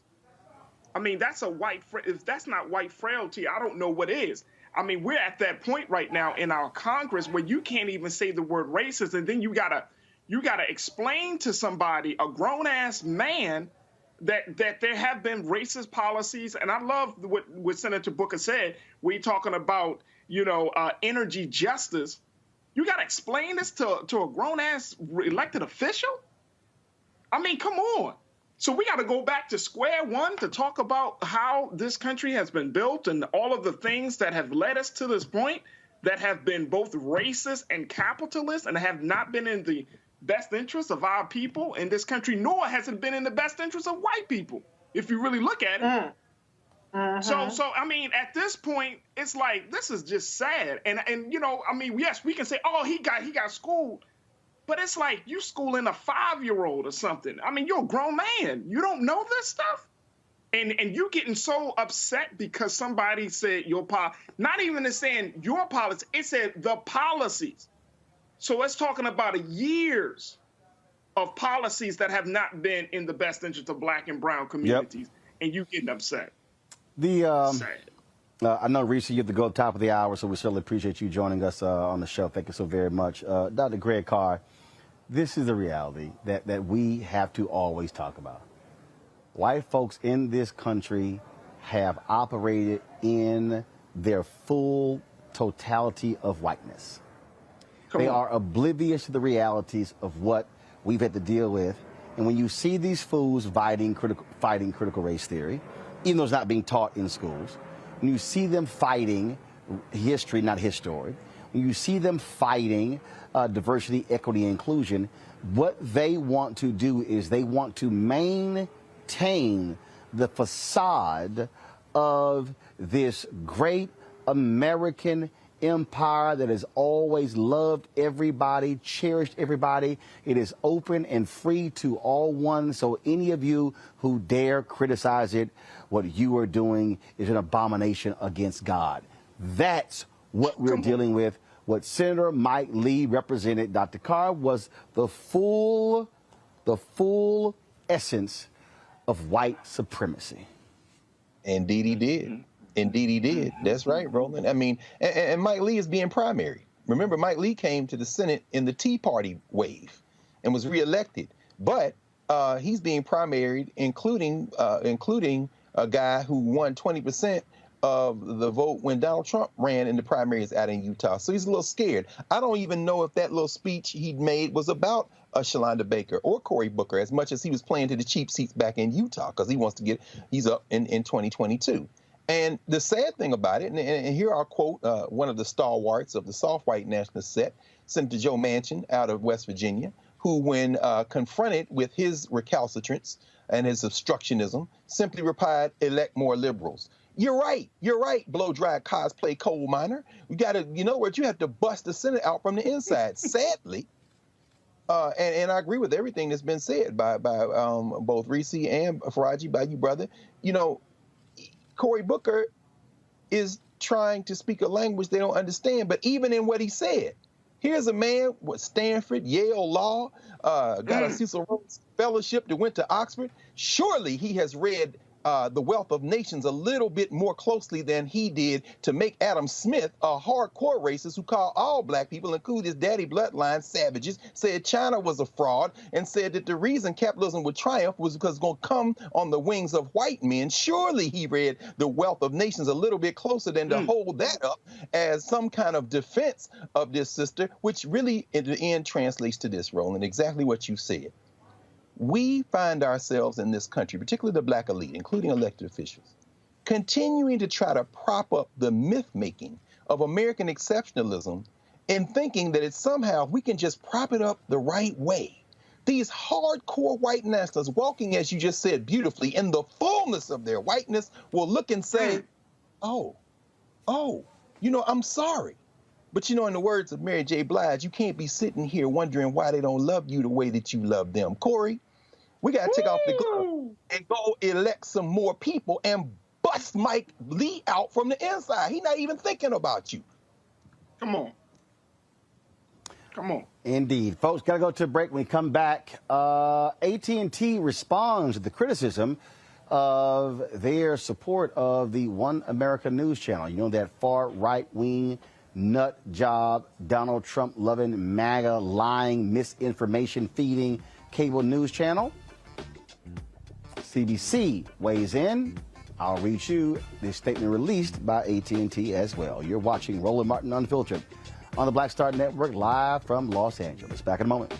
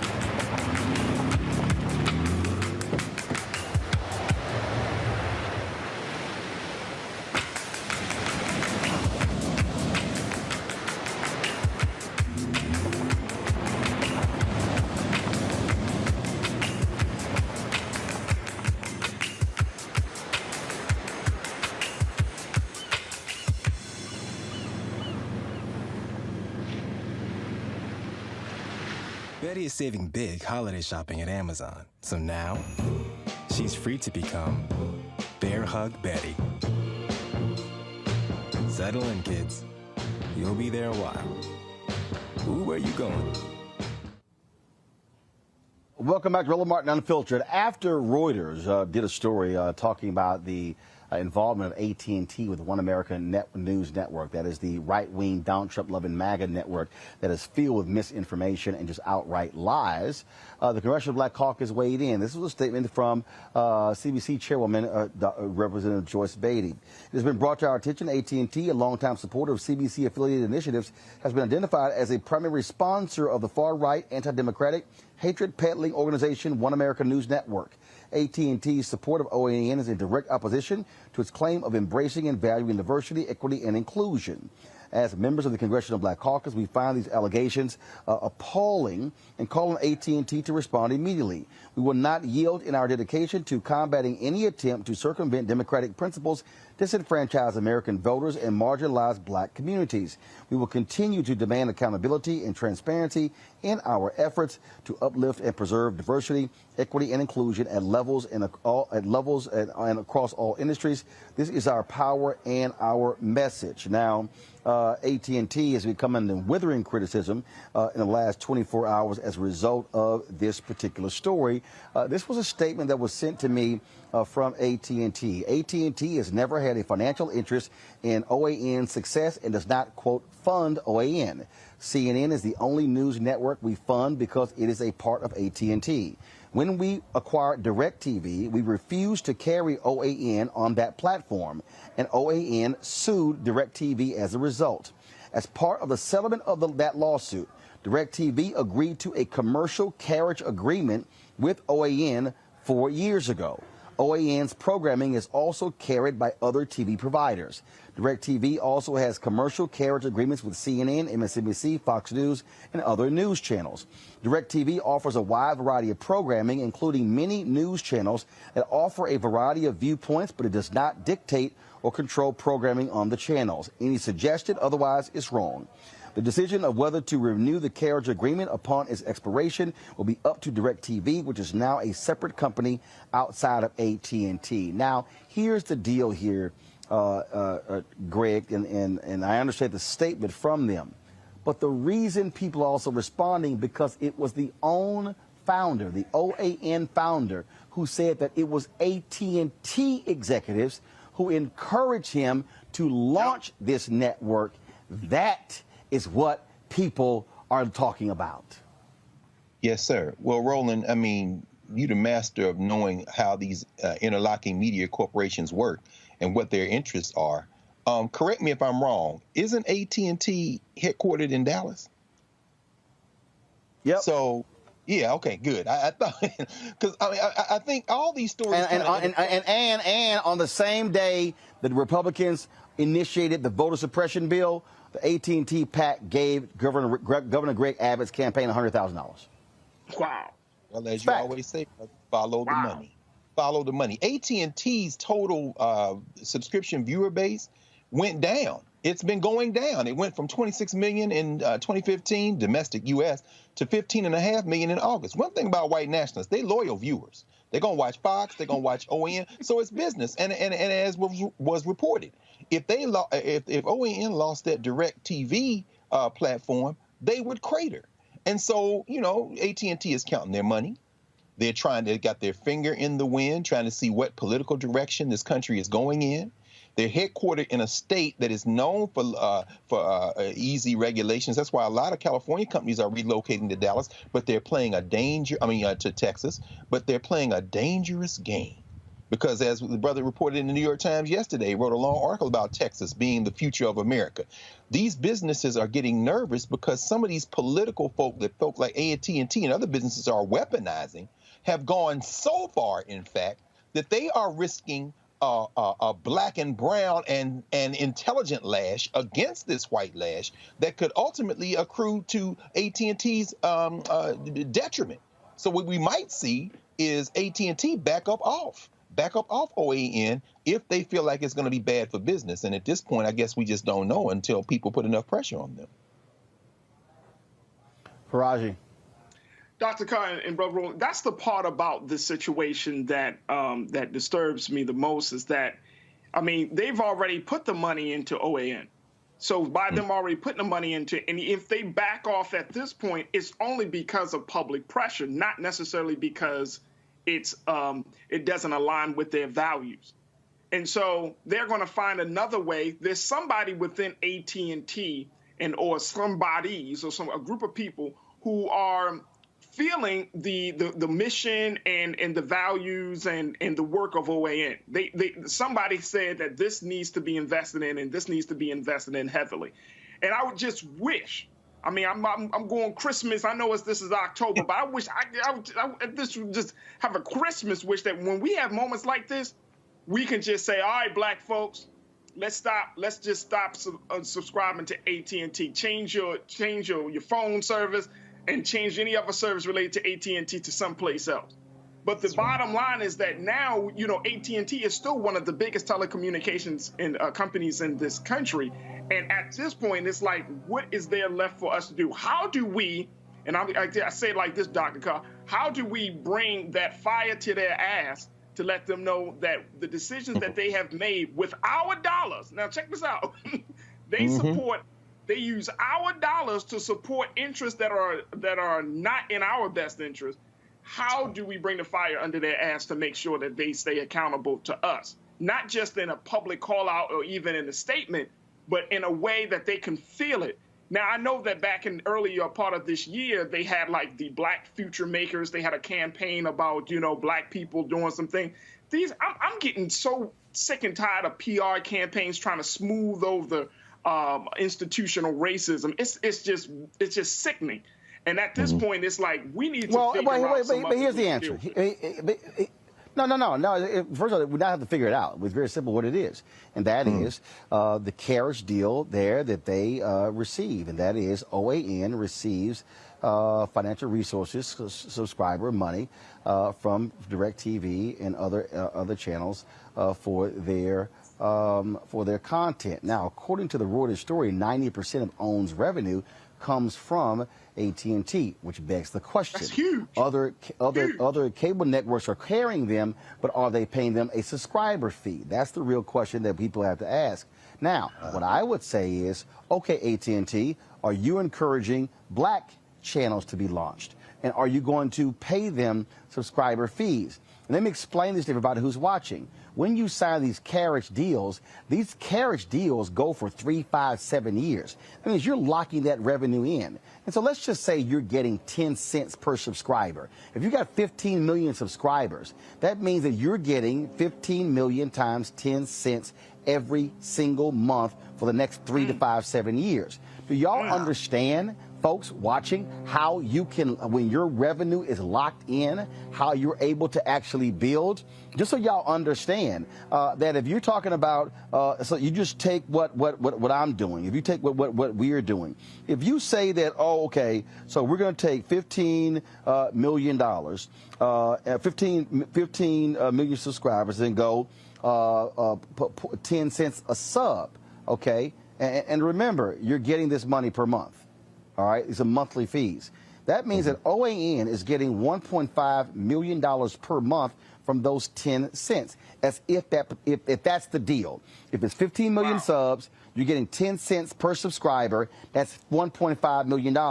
That means that in the course of a year, they're getting $18 million from AT&T, if those are the terms of the deals. Now, again, I just want everybody listening to understand when I am trying to unpack this stuff for you.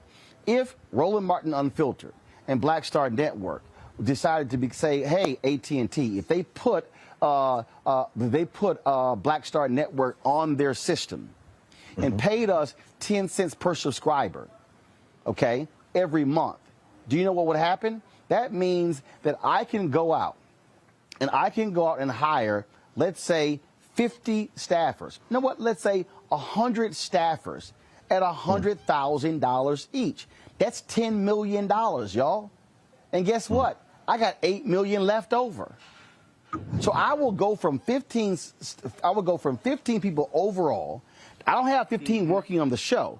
I got 15 people overall to 115. What do you think I could do with 100 more people? That's the difference when you get that additional 18 million. So a bunch of y'all are watching. Why have we been very aggressive in going after General Motors, McDonald's, Target, Verizon, other insurance companies and others when it comes to funding? Because the advertising was driving media. And so when you're able to receive the advertising, and I appreciate the insertion order for the commercials you've been seeing from Nissan and from Amazon, we want to see a multi-year agreement from Nissan and Amazon. Not just ads in the fourth quarter, we want to sign a 3-year contract. That means that if we sign a 3-year contract for $3 million with Nissan and a 3-year contract for $3 million a year with Amazon, and that's $6 million a year that we are locking in for the next 3 years. That's how businesses are able to forecast. And so what we should be asking here, and I want AT&T. AT&T should be a leader here, and they should step up and say that they are going to commit 7% of the annual advertising marketing budget that they have to black-owned media, and by 2025, that number will go to 15% on an annual basis. Return on investment in terms of supporting African Americans. Then I will want to see AT&T, and I know they spun the company off, but there's still an equity interest in DirecTV. And then also you got the merger between Time Warner and Discovery. I want to see them say, you know what, we're going to do the same thing. We're going to launch an OTT network, and we're going to help fund it that's targeting African Americans, and just like we would encourage the launch of OAN. That's what we are to do, Faraji, to answer your question. And so, to the organizations demanding meetings, that's what we should be asking. That's what I'm asking, and that's what it boils down to. I got to go to a real quick break, and then we'll come out with our final segment on today's Roland Martin Unfiltered on the Black Star Network. Oh, that spin class was brutal. Well, you can try using the Buick's massaging seat. Ooh, yeah, that's nice. Can I use Apple CarPlay to put some music on? Sure, it's wireless. Pick something we all like. Okay, hold on. What's your Buick's Wi-Fi password? Buick Envision 2021. Oh, you should pick something stronger. That's really predictable. That's a really tight spot. Don't worry, I used to hate parallel parking. Me too. Hey. Really outdid yourself. Yes, we did. The all-new Buick Envision, an SUV built around you, all of you. I'm Bill Duke. This is Diala Riddle, and you're watching Roland Martin Unfiltered. Stay woke.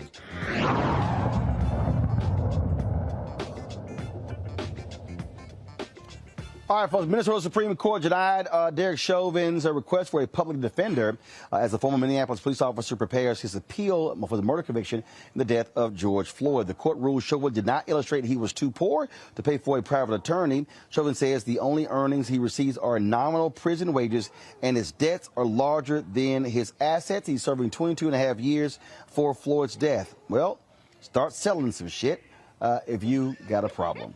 Also in Minnesota, body cam video released allegedly shows Minneapolis police officers celebrating the, quote, hunting and taunting of peaceful protesters just days after George Floyd was killed. Watch this. Drive down Main Street. You see a crawling out? Okay, great. Gas it. We can start there. Gotcha!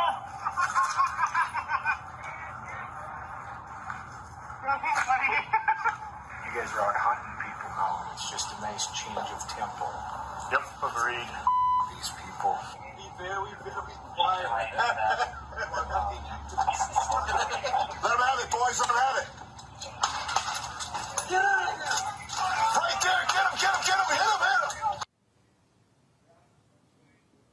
The recordings were released as part of Jaleel Stallings' criminal trial. He was accused of trying to kill police officers after returning fire to an unmarked police van. Stallings was acquitted. Now the videos are part of an ongoing internal investigation into the officers' actions seen in these videos. Let's go to Austin, Texas. Well, for the first time in department history, the Austin police chief has suspended officers for not intervening when another officer uses excessive force. Police Chief Joe Chacon suspended officers Catherine Alzola and Eric Perez for doing nothing as a handcuffed suspect was tased and beaten with a baton. A third officer who was involved is under investigation. An internal affairs investigation found that both Perez and Alzola had a duty to stop the other officer from using additional force on the handcuffed man. The thing here, Faraj, is that this is where you have to have accountability in the police department. And that is officers not saying anything, not doing anything, not stepping in. And so these officers who were firing on these people were not telling people who they were. They know who the hell was shooting at them, firing things at them. And, of course, the case in Austin, this is what happens when, you need to have some responsibility, and that's what should have happened in this case. So I'm glad to see the Austin police chief do what he did. Absolutely. But, it still goes back to the savage nature. And, I hope I'm not stepping out of bounds when I say this, Brother Roland, Dr. Carr. But it felt like, we were back in the 1800s. He's like, get them, boys, get them. All of that Southern talk. It sounded like we were back in a time where our people were enslaved. And this was just part of a Saturday night party. And it's unfortunate because, this is police officers. We can, and Brother Roland, you're one of the main platforms that talk about police misconduct more than anybody that I've ever seen. And to see that video, just that little bit of video, we're going to hunt activists? We're hunting activists? That's what police officers are saying. Get them, boys. We're hunting activists tonight. That is savagery. That is, that's just devilishment. And it's pure, unadulterated, unfiltered way. And that's why you got to have those body cam footage, dash cam footage. You need to see what they're doing at all times and to take action against them, Greg. That's right, Roland. I agree with Roger. I just say, though, I don't think of it as police misconduct. I think of it as police conduct. They're hunters. This is just something they've explicitly said, but we've been saying all along. They get dressed to go hunt. And if you're not a hunter, they try to shun you. They try to hem you up, like the sister who was a sergeant in St. Louis, the sister who's now retired, who they tried to hem up when she doesn't want to go hunting. No, she's trying to police in a different way. That's what they do. And so, again, I encourage them to say that with their chest. Just think about this. As you said, Roland, you just reported it. This young brother, Jaleel Stallings, they tried to send him up on the idea that he was trying to murder cops. He was acquitted of all charges. What does that mean? That means there was no way for them to hang him with it because these hunters were in an unmarked van shooting rubber bullets, and the people told him they shooting out that van, and so he pulled his strap to try to stop it. If any kind of way they could have sent him up for that, they would have. And so what we're seeing there in Austin, of course, is a direct result of that demographic change in the state of Texas. The fastest growing city in the country is Dallas-Fort Worth. Number 2 is Austin. And those 95% of non-whites who have moved to Texas in the last 10 years, 70% of that migration has gone to the urban areas, about 1% to the rural areas. So when you're talking about Texas, you may say it's a red state, but you got to look at the blue places: San Antonio, Houston, Dallas-Fort Worth, Austin. And so the police chief in a city where people can empower elected officials and appointed officials do something different might have a chance to reverse engineer some of this patter rolling. But it isn't police misconduct, it's police conduct. This is what they were founded to do. You stop those hunters through a number of ways: political protests, street protests, and if they're in an unmarked van shooting bullets at you, you return with the strap. Folks, that's it for us. Greg Carr, Raji Muhammad, we surely appreciate it. Thanks a lot. Reese Cobra, thank you for being with us as well. Folks, we've got to go. Please support us, the Black Star Network. Download the app. It's on all platforms: Apple phone, Android phone, Apple TV, Android TV, Samsung, Xbox, all the platforms, you name it. We are available. Amazon Fire, Amazon Fire TV, Fire Stick. So tell a friend. We've exceeded 16,000 downloads. We want to have 50,000 downloads by December 31st. At the end of this year, so let's make this thing happen. Also, support us with your resources by joining our Bring the Funk fan club. Every dollar you give goes to support this show and what we do. We are here in Los Angeles. We have one of our new shows that's going to be on Black Star Network called Rolling with Roland, interview series. Last time we were here, we talked to Richard Lawson, Glenn Turman, Bill Duke, Jack Kay, Michael Collier, Mario Van Peebles, Jeffrey Osborne. this week. We've talked to Dondre Whitfield, Johnny Gill, Guy Torrey, Sherry Shepard. Today, Damaris Lewis, Maddie Rich. Tomorrow, I'll be talking with Chris Spencer, Michael Ealy, and Laz Alonso. And so I can't wait for y'all to see that, especially an emotional moment. When Maddie Rich talked to Spike Lee. I might remember the issues that they had, the back and forth they had more than 20 years ago. Man, it's going to blow y'all away, and brought Maddie to tears. Trust me, only on the Black Star Network. Support us with your resources. Cash App, $RM Unfiltered. Of course, Venmo.com/RM Unfiltered. Zelle, Roland at RolandSMartin.com. PayPal is, PayPal.me/R Martin Unfiltered. Folks, that is it for me. I am here to the Hollywood Bowl. Check out Dave Chappelle, his documentary on Netflix. I saw it at the Tribeca Film Festival. They re-edited it, made some changes. So, Dave said, come on out, Roland, check it out. I'm headed there right now, and I'll see you guys tomorrow right here. Roland Martin Unfiltered on the Black Star Network. Black owned, black controlled, black run, unfiltered, unbossed, unbought. That's how we do it. Holla!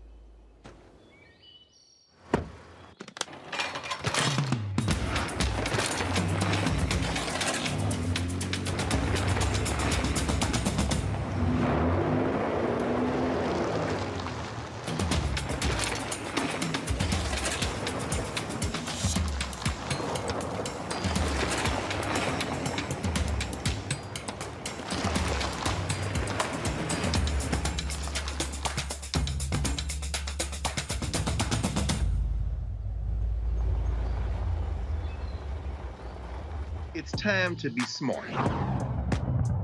Roland Martin's doing this every day. Oh, no punches! Thank you, Roland Martin, for always giving voice to the issues. Look for Roland Martin in the whirlwind, to quote Marcus Garvey again. The video looks phenomenal, so I'm really excited to see it on my big screen. Support this man, Black Media. He makes sure that our stories are told. See, there's a difference between Black Star Network and black-owned media and something like CNN. I got to defer to the brilliance of Dr. Carr and to the brilliance of the Black Star Network. I am rolling with Roland all the way. Honored to be on a show that you own. A black man owns the show. Folks, Black Star Network is here. I'm real revolutionary right now. Roland was amazing on there. Stay black. I love y'all. I can't commend you enough about this platform that you've created for us to be able to share who we are, what we're doing in the world, and the impact that we're having. Let's be smart. Bring your eyeballs home. You can't be black-owned media and be scared. You dig?